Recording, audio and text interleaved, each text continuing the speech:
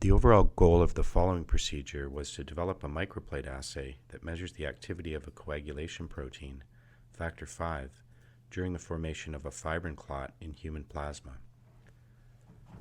In response to injury, the blood coagulation process is activated and results in a series of zymogen to protease conversion reactions that ultimately lead to the generation of the clotting enzyme thrombin. Thrombin cleaves soluble fibrinogen to fibrin monomers, which then associate to form an insoluble fibrin clot.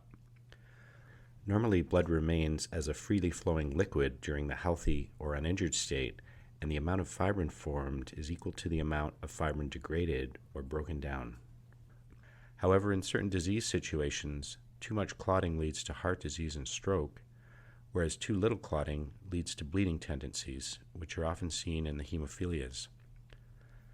Factor V is a protein in plasma that, in its activated form, factor Va, is a critical accelerator of thrombin generation during fibrin clot formation as part of the prothrombinase enzyme complex. Prothrombinase is made up of four components: factor Xa, the protease, factor Va, the cofactor, lipid, the surface, and calcium, the metal ion. Factor Va increases the catalytic efficiency, or Kcat, of factor Xa towards its substrate prothrombin by approximately 3,000-fold, thereby profoundly enhancing thrombin generation and fibrin clot formation.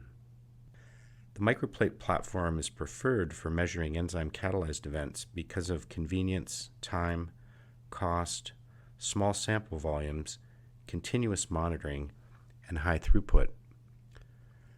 The fibrin clot formation event may be monitored with a microplate reader by measuring the increase in light absorbance of plasma as it changes from a